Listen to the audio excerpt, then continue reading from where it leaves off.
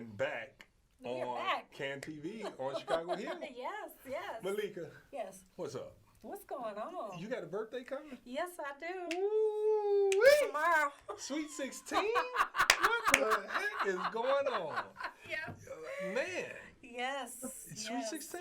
I wish I could be 16. What were you again and doing do at it over. 16? 16, I was on the pom pom squad. I could tell you got that fine hair.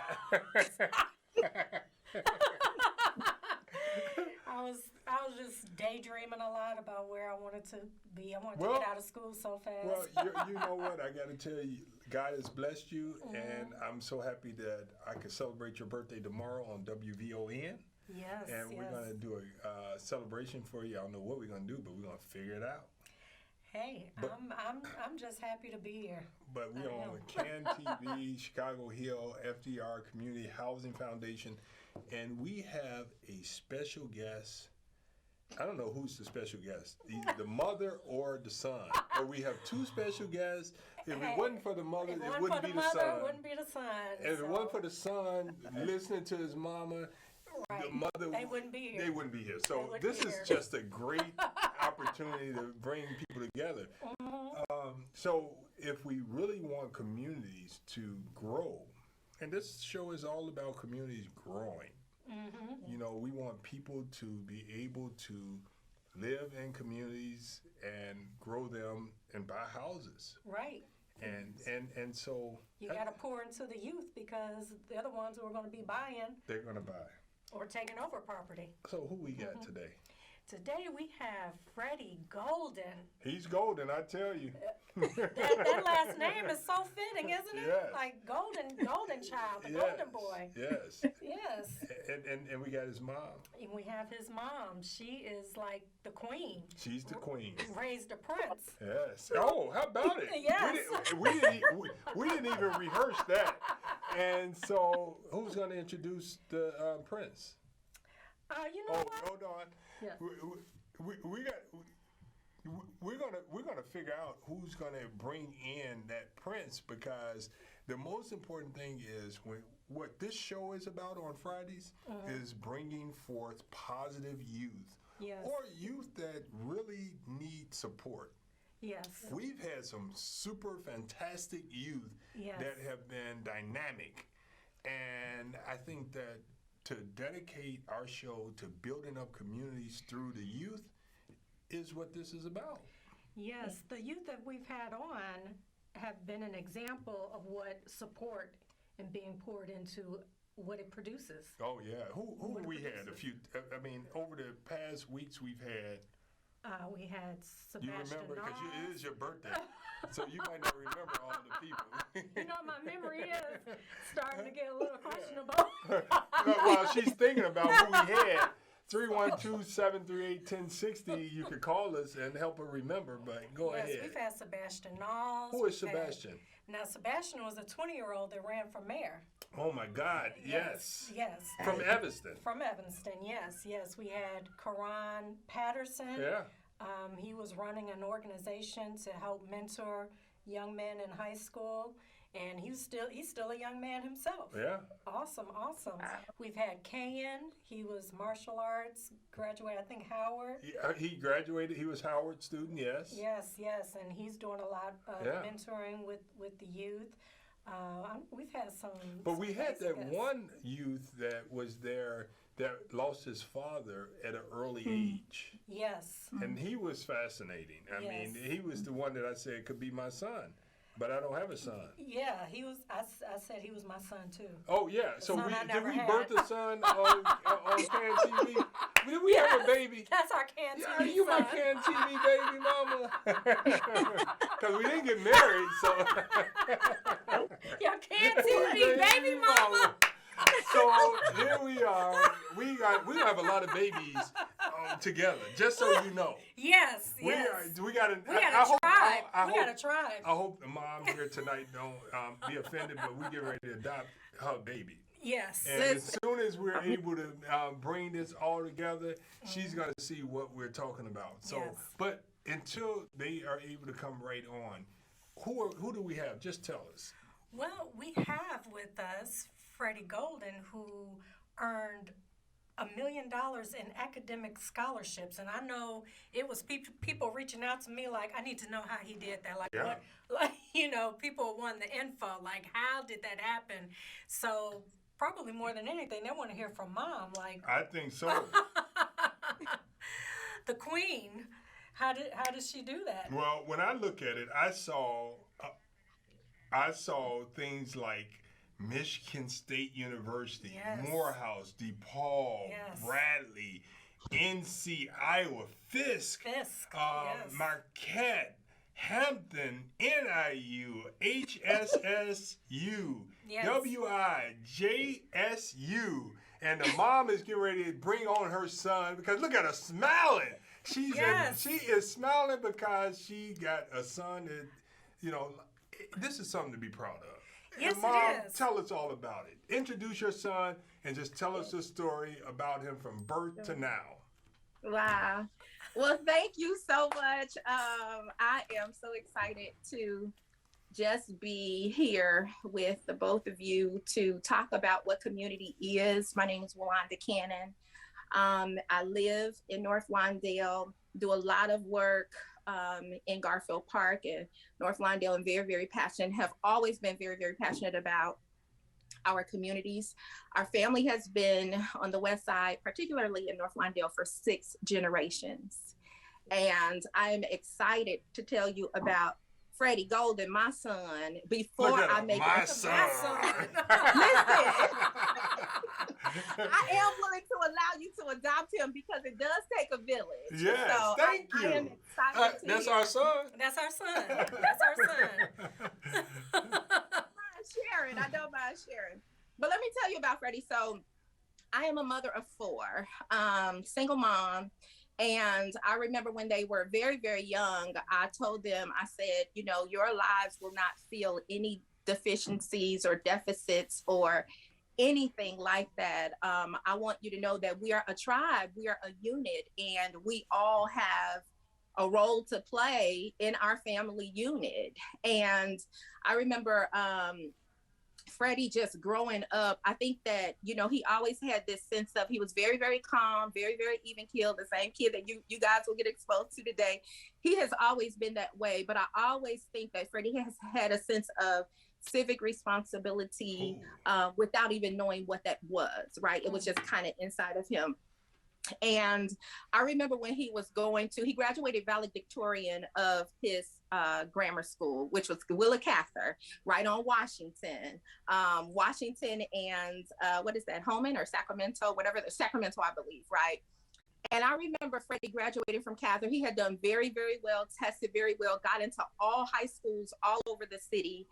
And he intentionally told me, he said, I don't want to go to any school outside of my community. Amen. I want to prove that good things can come out of North Lawndale and good people can come out of the West Side of Chicago, just like you, Mom. You're great. Awesome. I want to show that, Black men and youth, we don't have to go anywhere else. We don't have to leave our community to show that we're amazing. It's happening. I see it. And I was a little apprehensive because I was just like, I hear what you're saying, but the elements. And it is tough, Mom. Mom, It's tough. I don't want to interrupt your flow, but I would like for you to tell us about this element in Lawndale. Yes. You didn't leave, you're still there, but the element that you have to deal with and struggle with for your son and your children. Absolutely. It's very real. I mean, like, to the point, I was having dinner with someone last night and we were talking, like, I want to get a doggy so bad. I want a dog for my family and my children so bad. And that may not mean anything to you all right now. However, I panic a little bit because if I got a dog, my young Black boys are going to have to walk the dog. And my concern that they leave my house and just walk down the alley or walk down the street to walk to the park to walk the dog, my heart beats. When I look at the Citizens app, all the things that are happening in our community, from violence to police to racism to all of those things, it stops me from just having an enjoyable life and just having something as basic as a doggy. I have refrained from that because of that. And that's just an example, right? So when Freddie said that he wanted to stay and go to school in our community, I had that same type of thing. Okay, well, if he leaves the house, he's going to have to walk down the street, or am I going to have to drive him to school every day? Because of the dynamics that happen in our community, whether there are shootings, whether there are muggings, whether there are, and kids pick on kids, adults pick on, it's just, there's a lot of things that we face that are not happening in other communities. And it's unfortunate, but that was an apprehension that I had when he said that he wanted to go to a neighborhood school, and things are just very, very different than what they were when we were growing up in the, but granted, I didn't go to a neighborhood school. I went to school way up north for the same reasons my mother had those same convictions. So that's amazing, Meleika, for generations. Not only did you have to go outside of your community to go to a school that was acceptable to help you become who you are today, then generations later, your children have to go to a school outside the neighborhood or be forced to stay in and deal with the conditions to be the best that they could be. So absolutely, it's tough. How did you protect him? How did you keep him safe from the elements? What did you do every day, or what did you tell him? If I'm honest, I just prayed and asked God to cover him. You know what I mean? There wasn't, I also believe that Freddie, is responsible. I am his mother, but Freddie is responsible for his own life and his own convictions. I know what leaning into my convictions have done for me in the past, that it has led me down. And so I had to trust that the same God that I trusted in, who to guide me, would be the same God that Freddie would trust in to guide him. And that's just the honest truth. It was but I had a praying grandmama and a praying mama. Well, so enough of you, mommy. Bring on Freddie. This show is about the youth, and we want to hear from Freddie. Yes, please. So introducing my son, Freddie Golden. He is now a senior at North Lawndale College Prep and has done amazing things. And I'm going to let him come on. I will say before he joins, I'm so proud because from freshman year to now, Freddie has all A's and A pluses on his report card. He is now #1 in North Lawndale College Prep. And I'm excited to introduce him so that he can share his own personal story and journey. Freddie, it's on you, my man. Let's go, Freddie. Freddie. Man, you know what, Meleika, before Freddie talks, I ain't never got all A's. Me neither. The heck is, I ain't never got all A's, Freddie. Lord, the sky's the limit for you, my man. Thank you. And I only got accepted at like 2 schools. I know you don't know where to start, but I need you to just name the schools. I named them a few times, but there are some schools that you might want to name. What are the schools that you got accepted at? So, just looking back, I've got accepted to schools like Marquette. We have Fisk, Bradley, NIU, the New York Institute of Technology, DePaul, Hampton, Morehouse, Alabama A&M, just different schools like that. Just it's a couple, but yeah, those are my top ones. Well, hey, I gotta ask you this between you and me, my man, between us men, which school have the hottest girls that you looking at? Mom ain't trying to hear that. Now, which one got the hottest girls that you got your eyes on? She don't want him thinking about that. You can tell me, just between us now. Ain't nobody, it's just us talking. I visited a couple schools. At the moment, Morehouse is my top choice. Ain't no girls at Morehouse? It's Spelman Spelman right is across the street. At Morehouse, I don't blame you, Morehouse. You know who went to Morehouse? My hero. I think Dr. King went there. Yeah. Yes. So I'm gonna tell you, and you know what, Mom? You got a son that's got his head on. I talk about girls, he talking about education. You winning. Go for it. Keep going, my man. Thank you. Thank you. He's got vision. He's got because vision. For a young man to say, I'm going to stay in the community because I want to prove something to the community that something amazing, powerful can come out of the situation. I mean, how many kids are thinking like that? You know, they don't.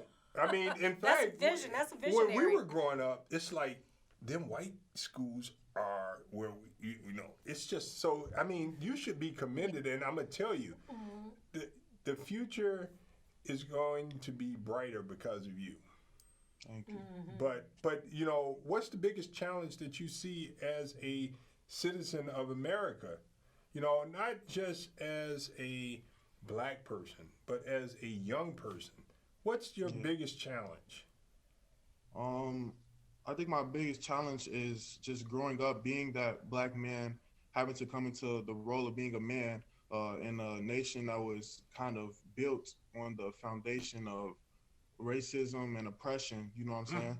So I just feel like it's a big.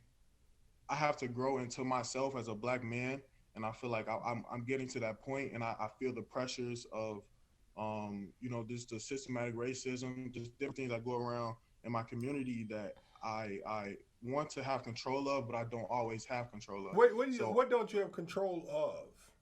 Help people understand how to see you as a citizen, as a productive citizen, not just as a black person. Just see me as you see my peer that may be lighter than me, that may have different hair than me, that may live in a different community. That's what you want, right? Right. In different communities, in my community, we don't have as many resources as a community, say like in the suburbs. Like a school in the suburbs, they might have a different budget for their kids that we just don't have, and this limits our resources and just the things that we have accessible for us to really thrive in our community and in our schools. So what I do with this information, I just take the positive. I look at what I do have instead of what I don't have. Did you hear that? I think people need to. Meleika, we got to make sure that we let people hear what he said. He's not making any excuses. Now, his mom already told us that North Lawndale, where they live, have many challenges. And then you have a young man that has already started in the negative, not because his mother or his family, but because the color of his skin. And he's telling us, I already know that suburban schools have more resources than me, but it doesn't matter to me. I'm going to make it. Exactly. And he seems to understand choices very early on. Like he made some good decisions early. Meleika, that's pretty powerful that you bring out the fact that he understands choices, because that's what it comes down to. Yes. You know, I'm going to accept the choices. I'm going to make the decisions, and it's my decisions and my choices that's going to make my life. Exactly. I also think that, you know, I growing up or watching Freddie grow up, there was one pivotal moment, and Freddie, I want you to share about this. And we talked about this on a few college visits and I think this was probably a turning point when it came to the choices. I remember taking Freddie and his friends to one of their peers' funeral. He had gotten shot. And the things that Freddie told me about that moment and choices and what it meant to him and who he wants to be. Freddie, can you just lean into that a little bit and just kind of tell everybody kind of what happened and how it shaped a little bit? Some of the same things you shared with me. I think that might. So, like my mom said, I went to Cather Elementary, and while I was going to the school, I met a close friend that I played basketball with. And his name was Devontae Jackson. While I was in this same space with him, I could tell that he wasn't led in the right way. He wasn't given the exact same role models that I was. You know what I'm saying? And he was going down the wrong path. And just days before he started his freshman year, he was shot. And when I saw that, it was just, we're coming from the same place, in the same school, the same neighborhood, and it's just, he was shot days before his freshman year. He didn't even get a chance to go into high school. So it really affected me in a way to say that I want to be that role model for young kids when I grow up, so that they don't have to lose their life because they don't have those positive influences. You know what I'm saying? I don't want kids to go down a bad path or feel like that they have to make bad decisions because they don't have anybody there for them. You know what I'm saying? I want to be that person for the youth, and I seen that in Devontae, and that's the message that I got from that. Well, And one thing Mom. that Freddie told me was he said the thing is when role models are there, but a lot of times they are outside of our community coming in to give conversation and kind of all of that. He said he wanted to show that you can grow up right here.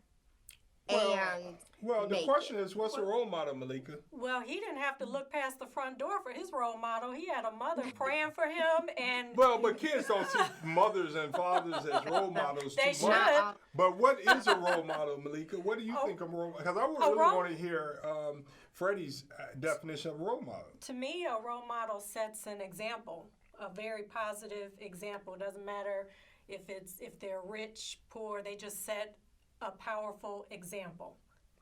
That's what a role model is. To me, that's what a role model is. But I think what's more important about this show, is what does Freddie think a role model is? Yes. I know what a role model is, and I know the role model is not Charles Barkley. To some people. Hey, remember? See, Freddie don't know what we talking about, but Mom knows, and you know, because Mom, what did Charles say? I'm not a role model. So, Freddie, what is a role model? Role models to me, I kind of agree. A role model is somebody that you can model your life after, somebody that you can really look up to in terms of the fact that I want to be where he is, or I want to be where they are at that moment. You know what I'm saying? I feel like a role model is more impactful when they come from your community. You know what I'm saying? Because you can relate to that person. You can relate to them. You could say, oh, he came from the same place I come from. I have no excuse not to make it where he is right now. Yeah. That's what a role model is to me. Well, you are a role model. Let me tell you why you're a role model. Because there's so many people like you that don't understand the struggles of living on the west side, living on the south side, living in any urban community, and you've proven that you can make it. You've made it because you're getting ready to get in circles that many of them don't even understand what it's like. He's made it because he has a lot of choices. Oh, did he? Oh, but they didn't come easy. They didn't come easy. No. Yeah. You Tell us earned about it. that. Yes, you earned. And I think that's the thing too. When I posted that kind of image of Freddie, Freddie, I would love for you to talk about, because there's peer pressure to be social, there's peer pressure to stay up late at night, there's peer pressure to stay on video games. I watched Freddie live through this and not just make choices outside, but make choices inside the house every day. And Freddie, can you just unpack that a little bit? I don't mean to interview you. No, Mom, that's good, because being Freddie is not easy, Mom. Because Freddie could have easily chosen a different path. And I'll talk to you guys about a different path of a 16-year-old that was killed in Woodlawn because he didn't follow the love of his mom. But go ahead, Freddie. Yeah. So when I chose to stay inside my community and go to North Lawndale coming out of my elementary school, I knew that it was going to be a tough task. I knew about the peer pressure that I was going to receive. My main goal, my main focus was to dodge all that peer pressure and to get to where I am right now. So I had to work to do. I knew that it was going to require work. I knew that it was going to require work ethic. It was just how I was going to take that. I made it a point in my mind. I said, I'm going to move past all these distractions. I know what community I live in. I know that we're not given as much resources, but skip all of that. I'm going to make it a point to get past all of that and do my best, do the best that I can, be my best self in every situation. I just made it that point from freshman year, and since then I've just been getting like all A's. I've joined many programs that have like the Peace Warriors, where we exemplify the message of Martin Luther King and his nonviolence, and we spread that across the city of Chicago. So just different things like that. I just joined clubs. I stay in the right mind frame. Even when I'm slipping off, I always catch myself to say, like, did you hear that? he knows when things may not be going right, and I catch myself.